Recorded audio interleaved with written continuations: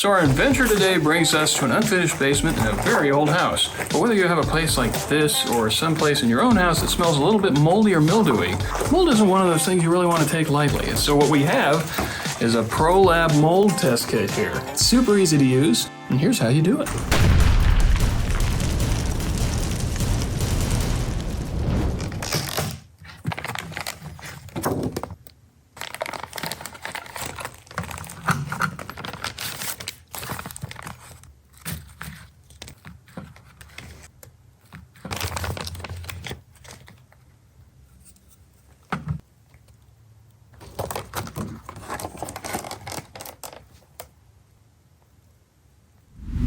Because we don't actually visually see any mold, we're going to use the settled air method, which is mold growth medium at the bottom of a petri dish that gets exposed to the area for about an hour, and then somewhere between 48 hours and 96 hours, you're gonna see something grow if there is any mold in the room, and then you can send that off to the lab. However, there are a couple other types of testing that come with the kit. One of them is this visual surface sample method. If you see mold, you can actually take these sterile swabs, wipe them over the moldy area, put them in this bag, and have them tested. The other thing you can do is if there is a piece of material that already has mold, you can actually enclose it in this little plastic bag, and then the lab will tell you whether or not there's mold on it, and if so, what kind. You know, there's mold, and then there's mold that could be really bad for you. So we're gonna see what we got. Open this, and now we pour this. Now it's not really even. It's not on a level surface. Swirl this around a little so it's coated. All right, so I've swirled it around a little bit, and now I have to set it down on a level surface. This little bucket will do nicely, and I'm gonna set it here for 1 hour.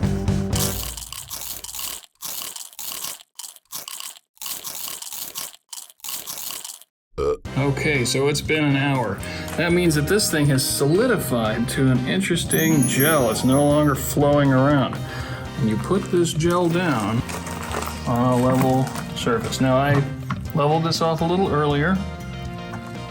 Now it's sampling, and I'm going to set my alarm for 1 hour from now to come back and check it. Now this is a radon test that I happen to have going on at the same time, and that I'm gonna get to in 48 to 96 hours. But multitasking. I wanna know what's going on in here.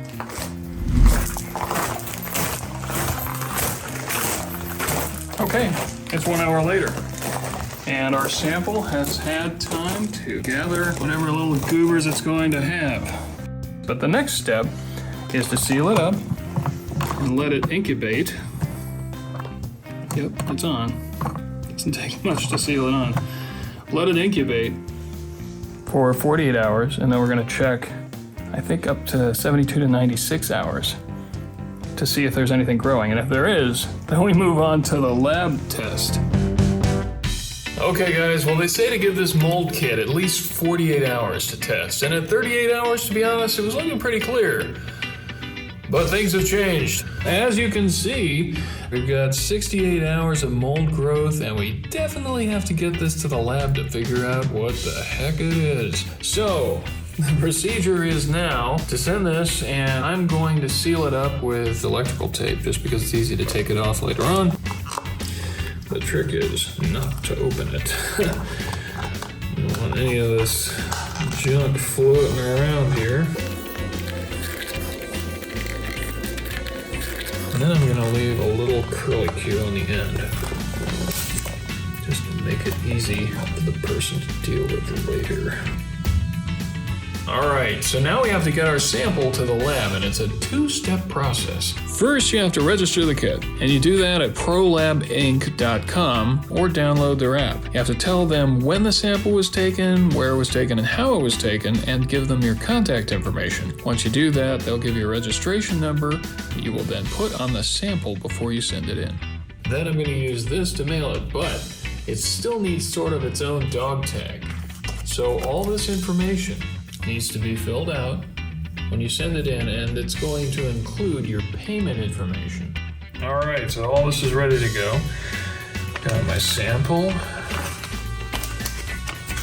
gross. But again, I've got my paperwork.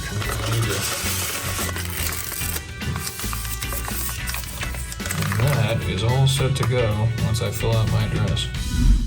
All right, time for some nerd talk. So we sent our sample off on August 28th, and 1 week later we got a nice email from ProLab telling us that they'd received the sample and that we'd have the results in 6 days. Well, they sent them in 5 days. We had quite the mold party going on, and it turns out we have 4 types: Cladosporium, Epicoccum, non-sporulating fungi, and Penicillium.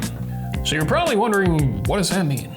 Well, fortunately, they have this nice chart at the top of the report, and it lists off each mold, the outdoor habitat, the indoor habitat, which basically means what they grow on, like wallboard, wood, brick, potential health risks, and some comments about each individual species.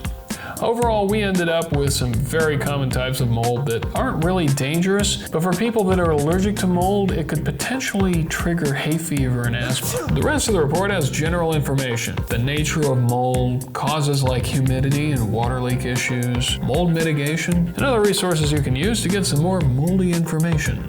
Meanwhile, here's some quality SandViking advice for entertainment purposes only.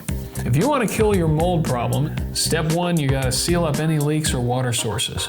Step 2, get a high quality dehumidifier with digital humidity controls and a hose output for continuous use. I'm recommending that you get the GE Energy Star portable dehumidifier. It's a 50 pint capacity and it has a pump for the condensate. Now, if you've worked with dehumidifiers in the past, you know that they fill up a little tub and then you have to dump out the tub, and you forget to dump out the tub, and you have to check the water levels all the time, and it's stupid. So the nice thing about the pump is you run the pump line into a drain, a floor drain, shower drain, utility sink drain. The whole key to this thing is that it runs continuously. Continuously dumps that water out until your humidity level is at least down to 40%, and then your mold's gonna die. Well, in my opinion, and my opinion is for entertainment purposes only, of course.